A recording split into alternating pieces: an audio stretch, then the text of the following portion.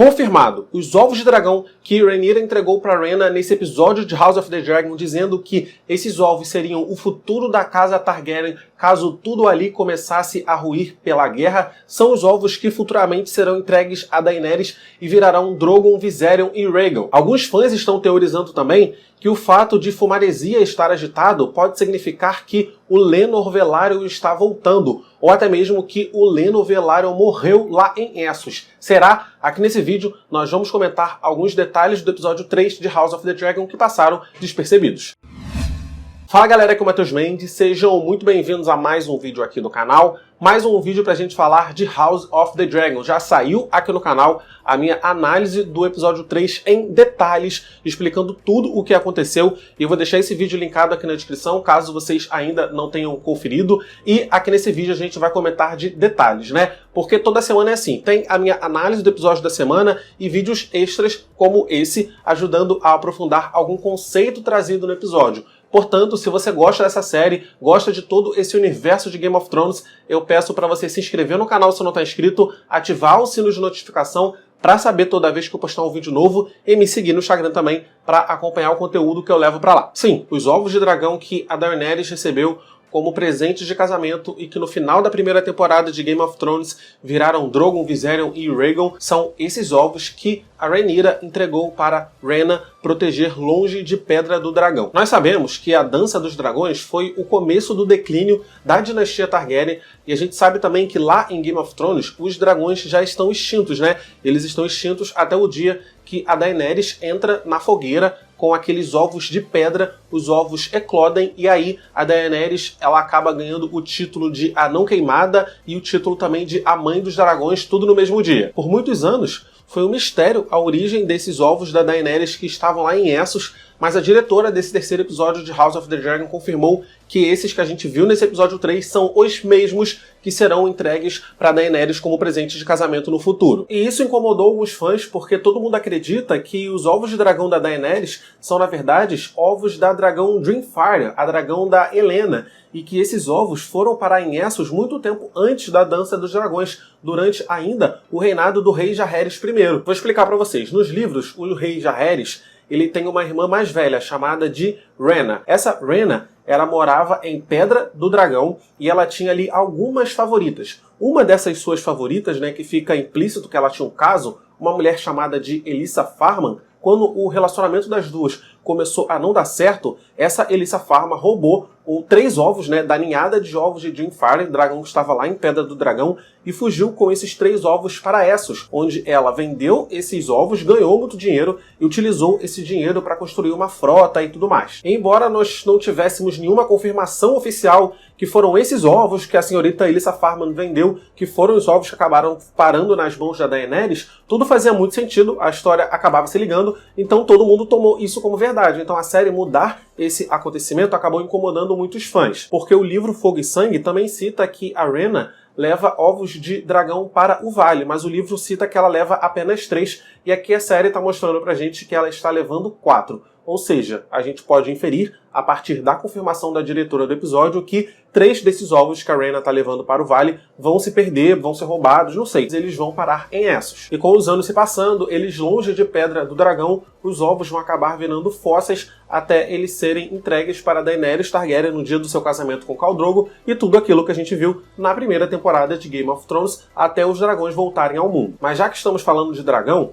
vamos falar de Fumaresia, o antigo dragão de Laenor Velaryon. O Fumaresia, ele tá aparecendo aí nesses primeiros episódios de House of the Dragon, né? Ele é avistado voando em Derivamarca, ele é avistado voando em Pedra do Dragão, e foi mencionado nesse terceiro episódio que ele tá agitado. Isso levou alguns fãs a acreditarem que o fato do dragão estar agitado significa que o Laenor Velaryon morreu lá em Essos. Outros acreditam que o dragão está agitado porque o dragão está percebendo a proximidade do seu antigo montador. Isso significaria que o Laenor está voltando para Westeros, mas eu já não acho que seja nenhuma dessas coisas. Se fosse pro Laenor morrer em Essos e não mostrar essa morte para a gente, eles não iriam ter o trabalho de fazer toda uma cena, toda uma tramóia para fazer o Laenor fingir a própria morte e fugir de barco, sabe? Eu acho que o Laenor tá vivendo a sua vida lá em paz, em Essos mesmo, com o namorado dele, e o fato do Fumaresia estar agitado pode ser o que a Lady Mysaria falou mesmo. Pode dizer que ele esteja se sentindo solitário, porque a gente sabe que o Fumaresia vai encontrar um novo montador. E aí eu vejo muitos comentários dizendo que um dragão não pode se conectar com outro montador se o seu primeiro montador, né, o montador original, ainda estiver vivo. Mas quem é que disse isso? Tudo sobre a magia dos dragões é um grande mistério. Inclusive, eu fiz um vídeo e postei aqui no canal semana passada explicando a origem dos dragões valerianos e como que os valerianos fizeram para se conectar com esses dragões. Eu vou deixar esse vídeo linkado aqui na descrição e eu sugiro vocês conferirem porque esse vídeo está muito legal. É certo que nós não tivemos na história exemplos de um dragão se conectando com outro montador enquanto o seu montador ainda está vivo. Mas isso é porque nós também não tivemos exemplos na história de um montador abandonando o seu dragão e indo embora, rejeitando o seu dragão e indo embora. Geralmente, quando acontece isso, é porque o montador morreu. E aí sim, o dragão pega o montador novo porque a conexão deles foi quebrada. Eu imagino que a conexão entre o montador e o seu dragão é uma conexão muito mental, uma conexão telepática mesmo. Se o montador morre, beleza, conexão foi quebrada. Mas o que será que acontece quando o montador rejeita o seu dragão, vai embora, abandona o seu dragão sem planos de um dia voltar para ele? Será que essa conexão também não se quebra? Será que rejeitar o seu dragão não rompe a ligação? Porque eu acredito que desde o momento em que o Lenor pegou aquele barquinho e foi embora para Essos, deixando o Fumaresia para trás, o Fumaresia já estava pronto para aceitar um novo montador. Vocês lembram da Diana, a menina que o Aegon, deixa eu pensar aqui na palavra para esse vídeo não ser censurado, a menina que o Aegon agrediu sexualmente no episódio 8 da primeira temporada? A gente viu a Diana de novo nesse episódio 3. Ela tá trabalhando agora na taverna de Porto Real e, coitada, ela continua sendo assediada por caras babacas. Na primeira temporada, a Diana era criada ali na Fortaleza Vermelha. Ela era criada da Helena. Ela tomava conta dos filhos da Helena e do Aegon, né? Do príncipe Jaehaerys e da princesa Jaehaera. E ela também levava vinho pro príncipe quando o príncipe pedia. Até que certo dia, ela foi levar vinho pro príncipe e o príncipe a pegou à força. A gente vê na primeira temporada uma cena dela chorando muito, ela muito abalada, contando pra Alicent o que aconteceu. E a Alicent dá um dinheiro pra ela, assim, pelo incômodo que ela teve, e dá também pra ela um chá abortivo. Depois a Alicent a dispensa dos serviços na corte. E bom, ela perdeu o emprego, mas a gente viu que ela arrumou um outro emprego, né? Agora na taverna da cidade. A gente vê na cena que o Wolf tá falando ali pros amigos dele ali na mesa que ele é filho do Balon, que ele é uma semente de dragão, que ela vai servir os caras e quando ela sai o cara dá um tapa na bunda dela. Depois, quando o Aegon chega, a gente vê que ela também foi servir o Aegon e os seus amigos bêbados, né? O próprio Aegon que já tinha a agredido antes. Difícil a vida dessas meninas de Porto Real, hein? Aliás, difícil a vida de todas as plebeias nesse período medieval. E falando em Aegon, depois que ele sai da taverna já com seus amigos bêbados lá, ele vai para a casa de travesseiros e aí ele fala pro escudeiro, né, que aquela casa de travesseiros ele já foi quando ele era jovem e que lá é um bom lugar para ficar molhado. Mas ele também critica a casa de travesseiros e ele fala a palavra tame, né, que em inglês é sinônimo para inofensivo, é sinônimo para um lugar maçante, é sinônimo para um lugar entediante, digamos. E isso se conecta com o que nós descobrimos sobre o Aegon no episódio 9 da temporada passada. Naquele momento em que o Criston Cole e o Aemond vão procurar por ele lá na casa de travesseiros, a cortesã ela responde que o Aegon não frequenta mais aquele lugar porque os gostos do príncipe Aegon são gostos mais peculiares. E aí depois no episódio a gente acaba descobrindo que gostos são esses. Aegon gosta de ver crianças sendo brutalizadas, brigando naquelas arenas bizarras, né? Onde as crianças deixam as unhas crescerem e afiam dentes para se enfrentarem na arena. E dá a entender também esse episódio que o gosto sexual do Aegon não é normal. É um gosto diferente, porque né, a cortesã deu a entender que ele não frequenta aquela casa de travesseiros onde tem mulheres adultas, porque os gostos deles são gostos peculiares. E essa cena, nesse episódio, fez referência a um lado do Aegon que a gente já tinha visto na temporada passada, mas que agora voltou, né? Lembrando a gente quem o Aegon é de verdade. E lá na primeira temporada, né, quando o Aemond fala com essa cortesã, a cortesã diz que ele cresceu, ou seja, fazia tempo que o Aemond não via a cortesã, mas parece que depois daquela cena ele acabou tendo saudade dela e voltou a se encontrar com ela regularmente. E uma coisa interessante é quando o Daemon chega ali em Harrenhal, aquele castelão Strong recebe ele de braços abertos e diz pra ele que ninguém ali em Harrenhal tem muita simpatia pelo Larys Strong não, porque todo mundo desconfia que o Larys Strong planejou a morte do seu pai, o Lyonel Strong, e do seu irmão, o Harren Strong, quebra-ossos, o que de fato o Larys Strong fez.